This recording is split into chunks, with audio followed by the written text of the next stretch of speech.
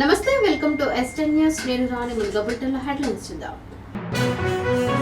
ఐలాపూర్లో అక్రమ 6 అంతస్తుల భవనంపై హైడ్రా కఠిన చర్యలు.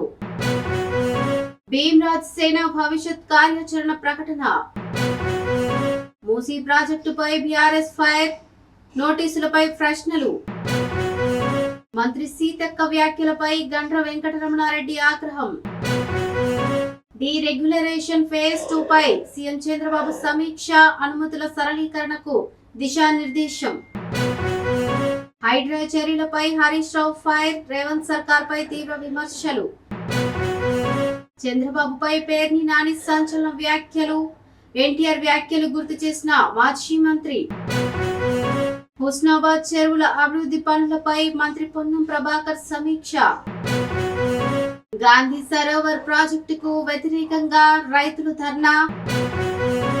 టేకుమట్ల పోలీస్ స్టేషన్ పై ఎస్పీ సంకీర్తి సమీక్ష.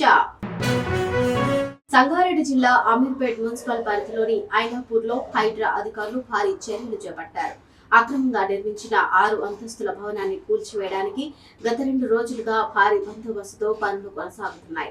ప్రస్తుతం కూల్చివేత కొనసాగుతుండగా పూర్తి స్థాయిలో భవనం నేలమట్టం కావడానికి మరో 2 రోజులు పట్టే అవకాశం ఉందని అధికారులు తెలిపారు.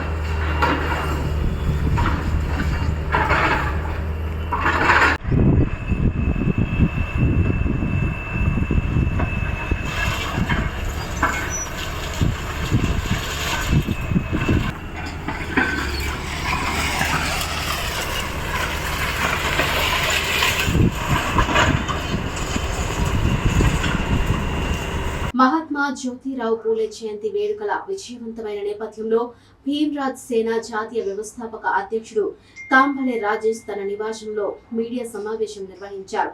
ఈ సందర్భంగా దళిత బహుజనులపై జరుగుతున్న అన్యాయాలను అరికట్టేందుకు చట్టపరమైన పోరాటం కొనసాగిస్తామని తెలిపారు. అలాగే డాక్టర్ బిఆర్ అంబేద్కర్ రాజ్యాంగ ఫలాలు ప్రతి ఒక్కరికి అందేలా కృషి చేస్తామని, విద్యార్థుల కోసం ఉచిత ట్యూషన్ కేంద్రాలు, వాలంటీర్ టీచర్లతో విద్యా సేవలు అందిస్తున్నామని చెప్పారు. భవిష్యత్తులో బహుజనులే పాలకులుగా ఎదగాలనే లక్ష్యంతో క్షేత్రస్థాయిలో పనిచేస్తామని భీమ్రాజ్ సేన నాయకులు స్పష్టం చేశారు.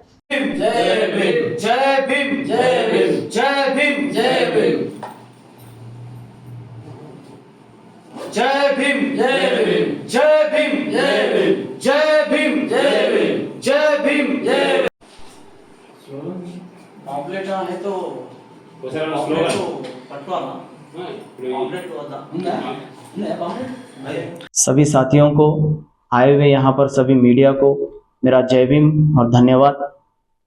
आज मैं इस मीडिया के माध्यम से कहने जा रहा हूँ, कल 11 अप्रैल को हम लोग भीमराज सेना का इनॉग्रेशन करे।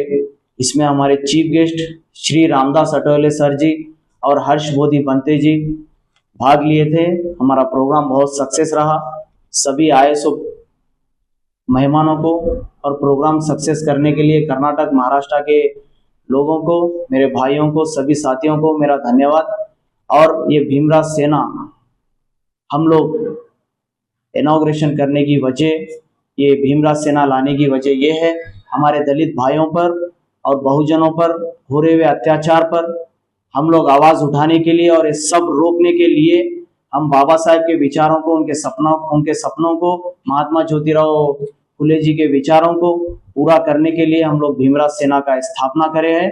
आने वाले समय में बहुजनों का राज होगा और हमारे बहुजनों पर हो रहे हुए अत्याचारों पर हम लोग आवाज उठाएंगे, ये रोकने का काम करेंगे, बहुजनों का राज लाएंगे।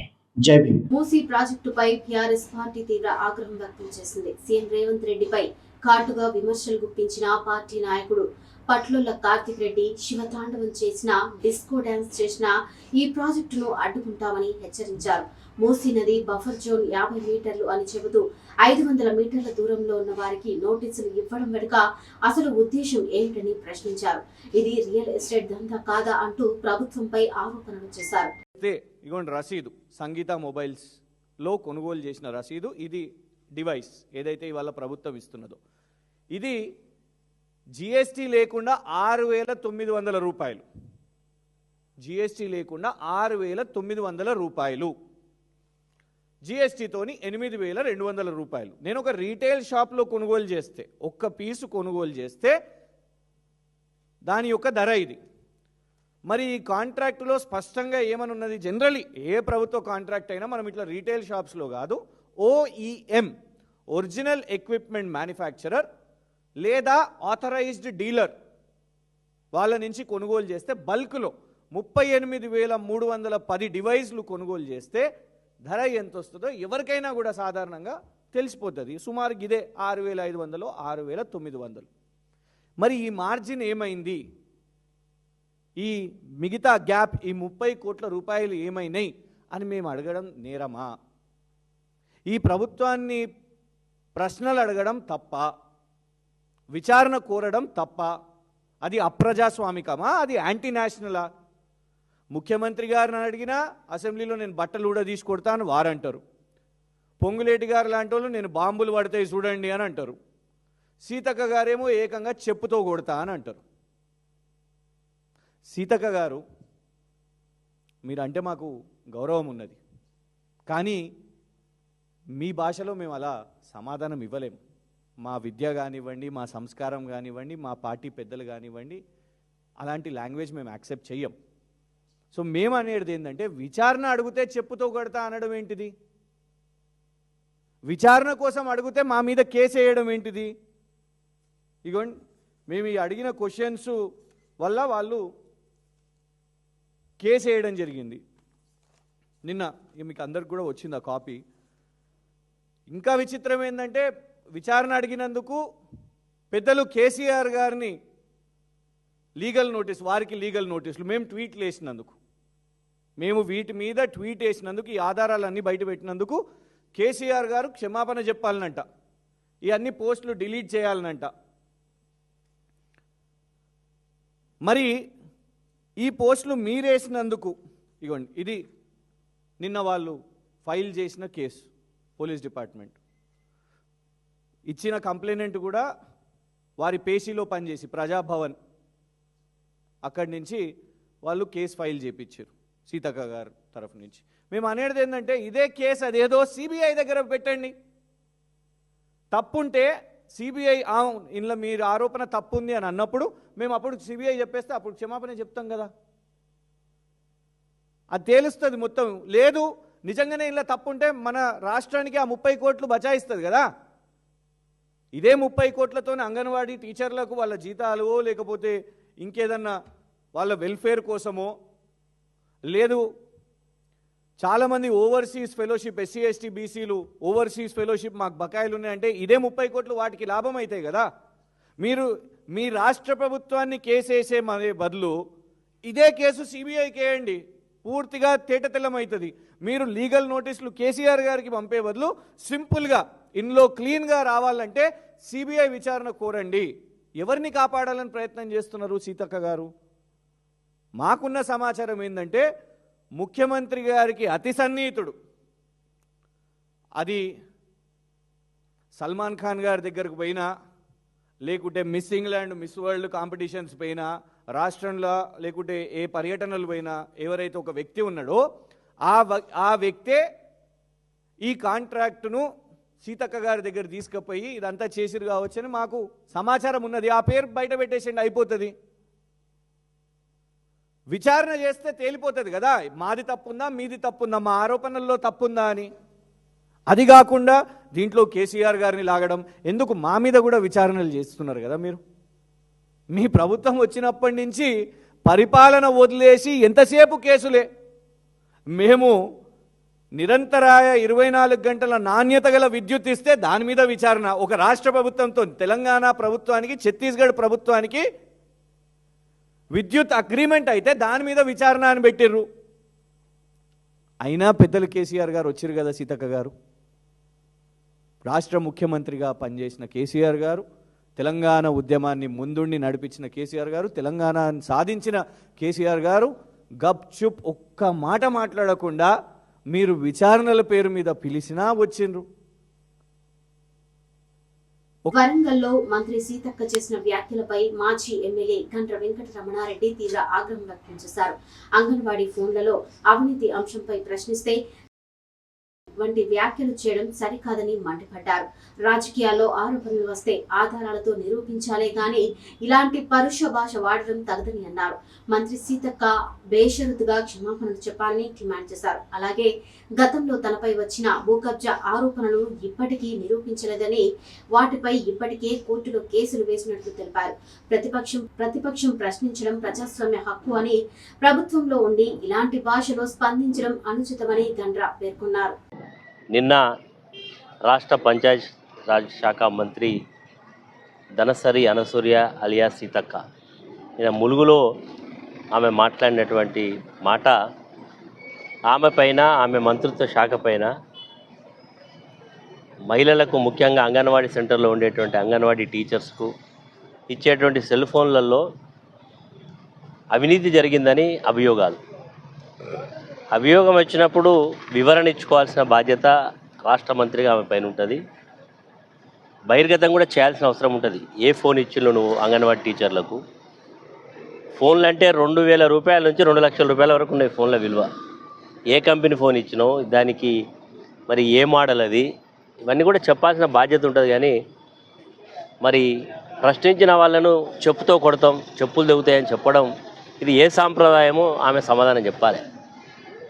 ధనసూరి అనసూయ ఎలియా సీతక్క ఇప్పటికిప్పుడే ఆమె మంత్రి కాలేదు. గతంలో కూడా ఆమె ఎమ్మెల్యేగా ఉన్నది, ఒకసారి ఓడిపోయింది, గెలిచింది.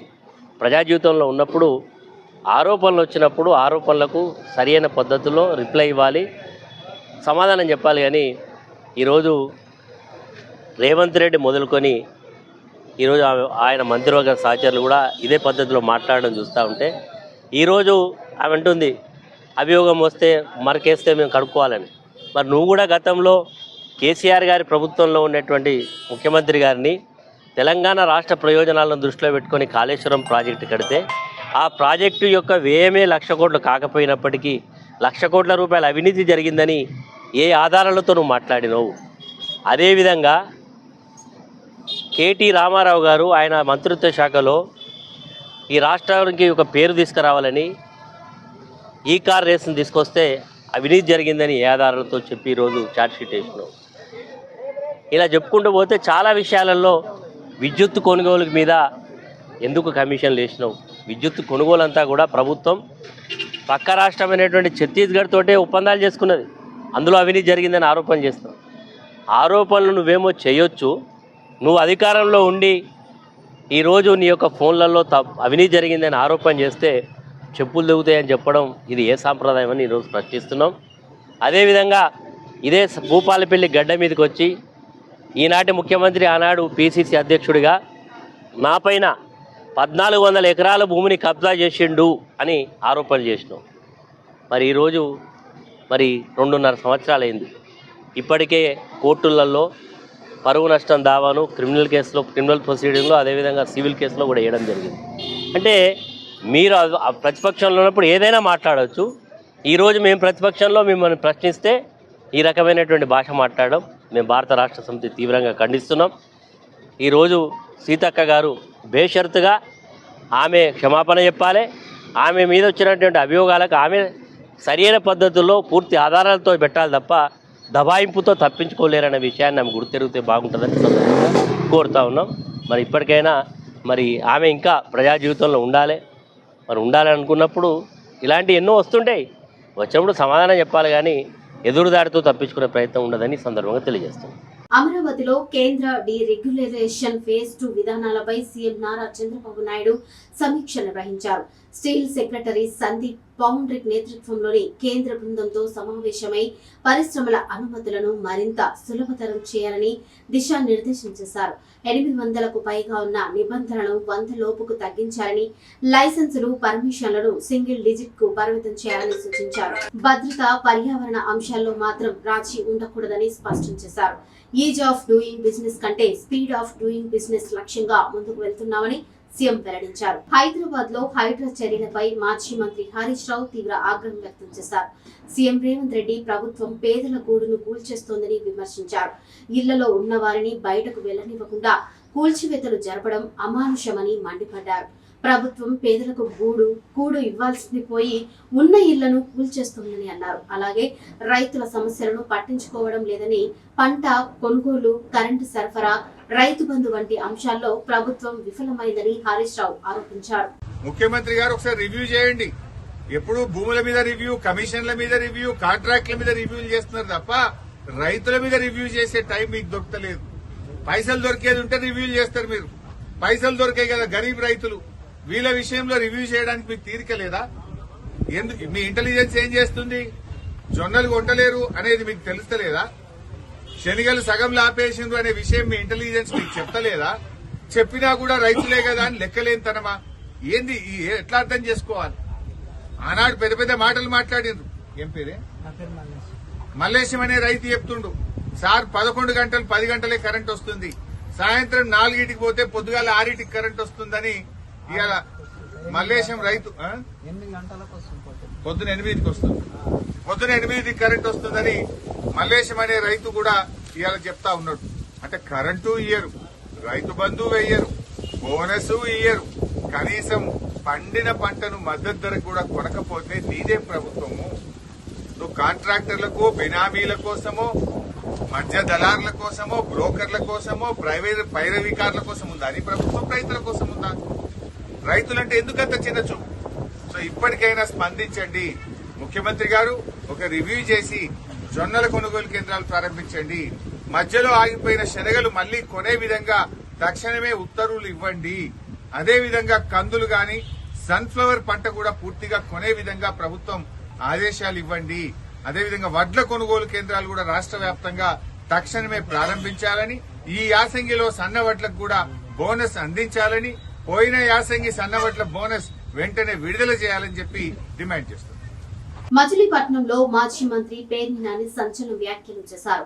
టీడీపీ సంబరం 2 రోజుల్లోనే తగ్గిపోయిందని విమర్శించారు. ఈ సందర్భంగా నారా చంద్రబాబు నాయుడుపై తీవ్ర విమర్శలు గుప్పిస్తూ ఎన్టీ రామారావు గతంలో చేసిన వ్యాఖ్యలను గుర్తు చేశారు.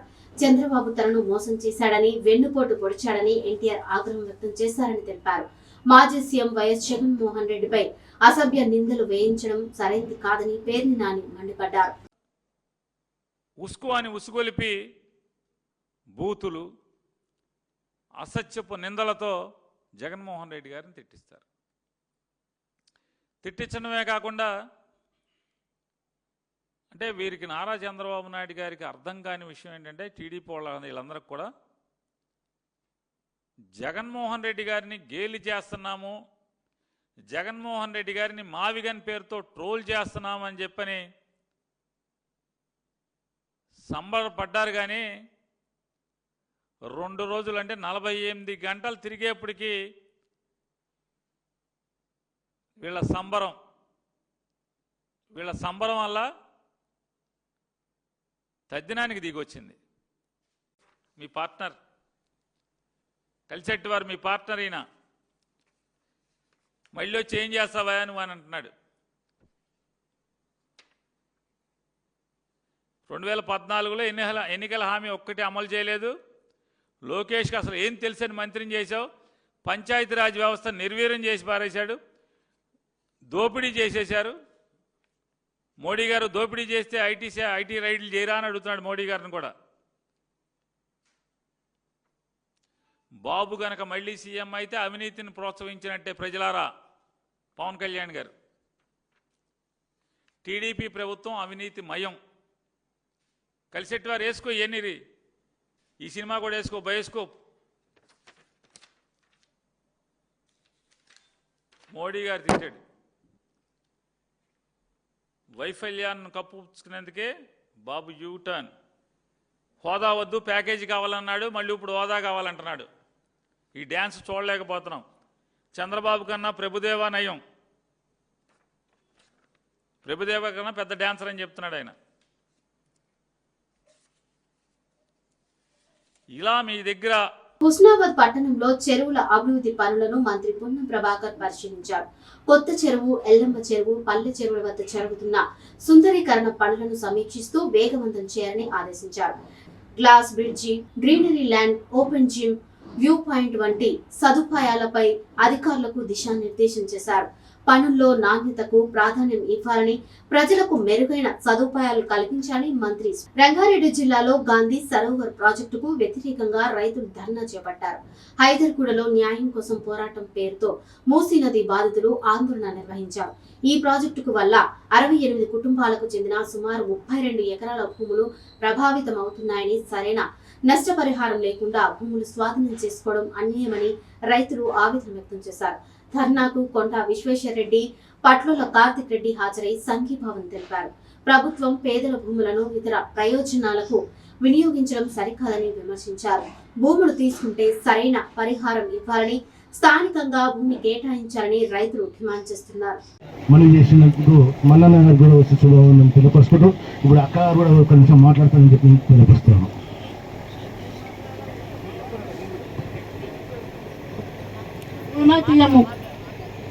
మమ్మల్ని ఏం చేసినా సరే ఉన్నావు కానీ మేమైతే ఏమన్నా చేయి, ఇంకా మాకు ఉండాలి. ఇక లేదంటే మార్కెట్లో ఏ విధంగా రేట్ ఉందో ఆ రేట్ ప్రకారంగా డిసైడ్ చేసి ఇస్తే మేము సంతోషంగా ఉంటాము. చేసుకొని పోయింది. ఇప్పుడు మేము మా తండ్రులు మాకు ఇచ్చింది. నేను ఇప్పుడు 92 ఏళ్ళున్నా.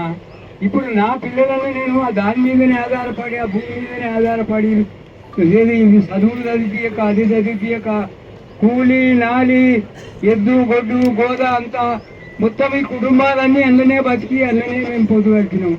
మరి ఇప్పుడు మా బతుకు తెరువు గుంజుకుంటామంటే నువ్వు ఏం సీఎం, నువ్వు ఏం చేసినావు అన్ని అబద్ధాలు దొంగ మాటలు ఆడి సీఎం అయ్యి ఇవాళ మమ్మల్ని ఈ బాధలు పెట్టుకోము.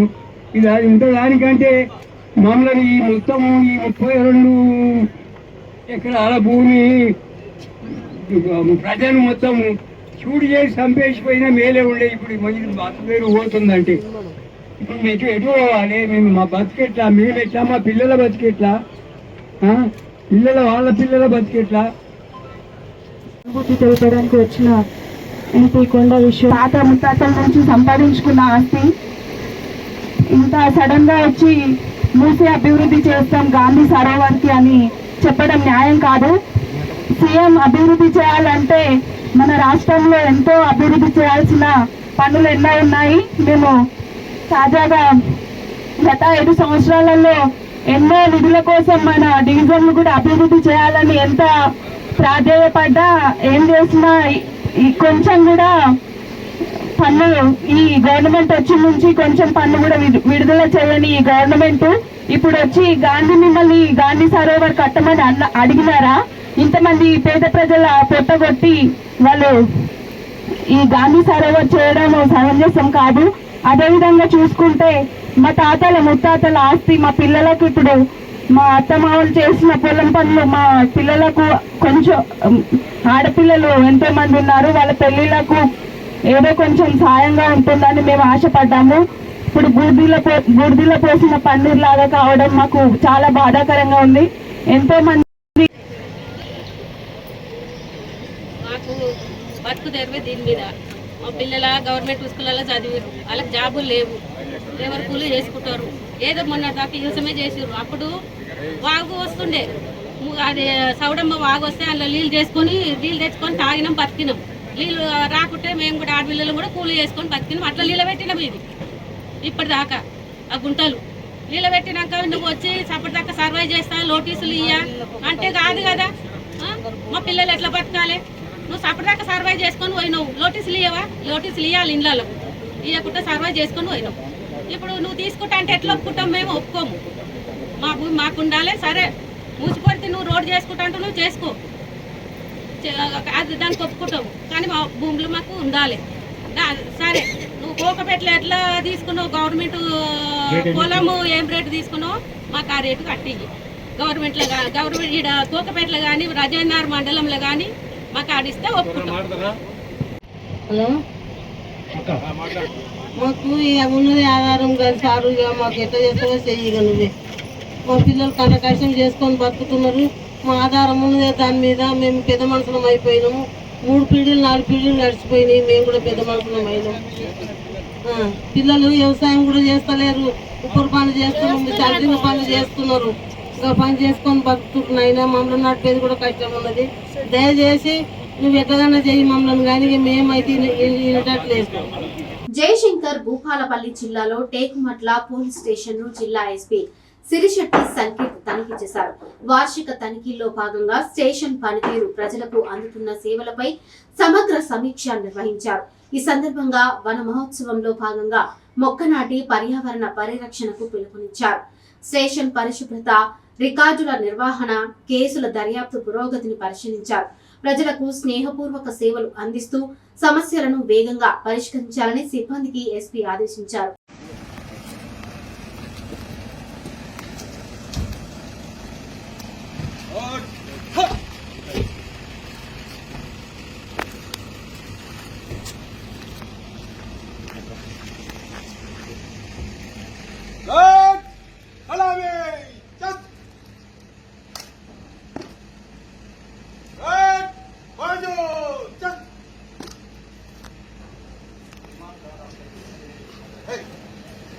బులెటిన్ ముగించే హెడ్లైన్స్ మరోసారి చూద్దాం. ఐలాపూర్ లో అక్రమ 6 అంతస్తుల భవనంపై హైడ్రా కఠిన చర్యలు. భీమ్రాజ్ సేన భవిష్యత్ కార్యాచరణ ప్రకటన. మూసీ ప్రాజెక్టుపై బీఆర్ఎస్ ఫైర్, నోటీసులపై ప్రశ్నలు. మంత్రి సీతక్క వ్యాఖ్యలపై గండ్ర వెంకటరమణారెడ్డి ఆగ్రహం.